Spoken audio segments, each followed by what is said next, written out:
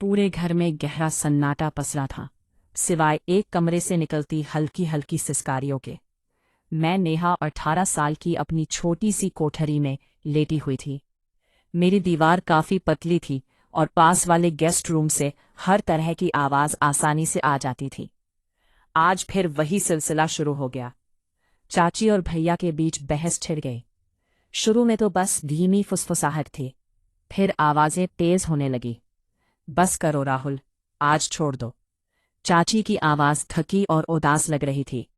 तुम हर बार यही करते हो, कब मानोगे?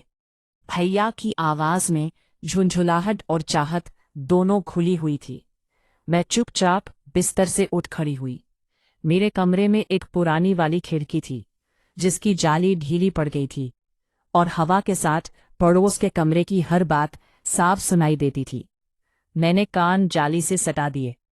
अंदर का मंजर देखते ही मेरी सांसें थम सी गई। भैया चाची को धीरे से लिटा रहे थे। चाची विरोध का नाटक कर रही थी, लेकिन वो विरोध बस दिखावा भर था। भैया ने अलमारी से कुछ पुरानी तस्वीरें निकाली और चाची को दिखाई। चाची ने एक नज़र देखी, उनका चेहरा शर्म से भर गया और फिर उन्होंने आंखें नीची कर ली। अगले ही पल उन्होंने हाथ बढ़ाकर भैया को अपनी तरफ खींच लिया। मैं वहां से हिल नहीं पाई। मेरी सांसें तेज चलने लगी। दिल इतनी जोर से धड़क रहा था कि लगा कोई सुन लेगा। पूरे बदन में एक अजीब सी सिहरन दौड़ गई। बिना सोचे समझे मैंने अपना हाथ नीचे की तरफ ले जाकर छुआ। पहली बार ऐसा महसूस कर रही थी, लेकिन खुद को रोक नहीं पाई। आंखें बंद करके मैं खुद को उस दृश्य में डुबोने लगी।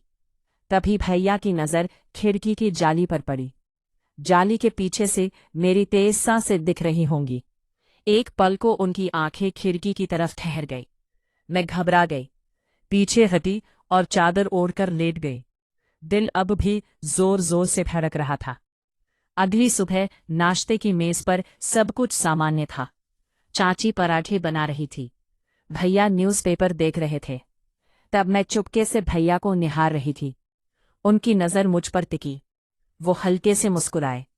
वो मुस्कान पहले कभी नहीं देखी थी। नेहा, आज ऑफिस छोड़ दूं? भैया ने अचानक पूछा। चाची ने आश्चर्य से देखा। नहीं, मैं खुद ले जाऊंगा। भाई बहन का वक्त भी तो बनता है। मैंने हल्के से सिर हिलाया। मन में एक योजना बन रही थी। कार में बैठकर हम निकल पड़े। रास्ता काफी सुनसान था। सुबह की हल्की धुंध अभी बाकी थी। मैंने भैया से कहा कि भैया, मैं ड्राइव करूं? काफी दिनों से प्रैक्टिस नहीं हुई। भैया बोले ठीक है, पर ध्यान से। मैं ड्राइवर सीट पर आ गई। भैया पास वाली सीट पर बैठे। उनका हाथ मेरे कंधे पर आ गया। मैंने जानबूझकर कार को थोड़ा झटका दिया। भैया का हाथ मेरी कमर पर सरक आया। वो हटाया नहीं। मैंने धीमे से कहा, भैया आपका हाथ। सॉरी बहना, बस बैलेंस के लिए।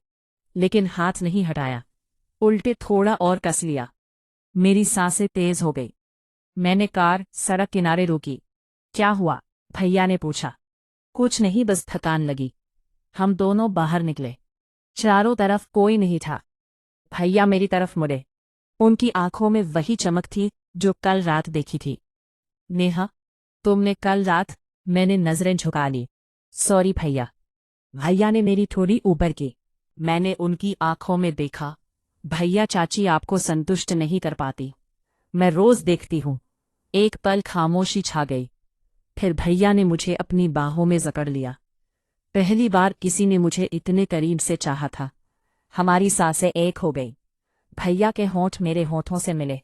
मैंने कोई विरोध नहीं किया, बस आंखें मूंद ली। हम वहीं पास के पेड़ की छांव में बैठ गए। भैया ने धीरे धीरे मेरे कपड़े सरकाए। मैं थर थर कांप रही थी, लेकिन रुक नहीं पाई। भैया ने मुझे वो सब सिखाया जो मैंने कभी सोचा भी नहीं था। दर्द हुआ, लेकिन उस दर्द में एक अजीब सा आनंद भी था। मैंने भैया का नाम लिया। वो और जोश में आ गए। लगभग 1.5 घंटे बाद हम दोनों थक गए। भैया ने मेरे माथे पर प्यार से चुंबन किया। ये हमारा राज रहेगा बहना। मैंने हामी भरी। हाँ भैया, बस हम दोनों का। ऑफिस पहुंचकर मैंने सब सामान्य रखा, लेकिन अंदर एक नई लौ जल रही थी। शाम को घर लौटते हुए भैया ने कहा, आज रात चाची मामा के यहाँ गई है। दादी दादा सो जाएंगे, तेरे कमरे में आऊं? मैंने मुस्कुराते हुए कहा, इंतजार करूंगी। रात हुई, घर में अंधेरा छा गया। दादी दादा सो चुके थे। मैंने दरवाज़ा थोड़ा खुला छोड़ दिया। भैया चुपके से आए। हम बिस्तर पर एक दूसरे में खो गए। इस बार कोई संकोच नहीं था। भैया ने मुझे पूरी तरह से अपना बना लिया। मैंने भी उन्हें पूरा साथ दिया। हर स्पर्श में नई दुनिया खुल रही थी। सुबह होने से पहले भैया चले गए। मैं बिस्तर पर लेटी सोच रही थी, ये गलत है या सही। लेकिन उस पल सिर्फ एक बात साफ थी, मैं अब पहले वाली नेहा नहीं रही। कुछ दिनों बाद चाची ने नोटिस किया कि भैया अब ज्यादा खुश रहते हैं। वो बोली, राहुल, आजकल तुम बहुत अच्छे लग रहे हो, क्या बात है? भैया ने मुस्कुरा कर कहा, बस घर में सब ठीक है। मैं चुपके से हंस पड़ी। मेरा राज सुरक्षित था। भैया अब हर रात मेरे पास आने लगे। हमने नए नए अंदाज आजमाए, कभी टेरेस पर, कभी गाड़ी में, कभी मेरे कमरे में। हर बार वो चाहत और गहरी होती गई। एक दिन चाची ने अचानक कहा, नेहा, तुम्हारी सहेली ने बताया कि तुम रात को देर तक जागती रहती हो। क्या बात है? मैंने हंसकर टाल दिया।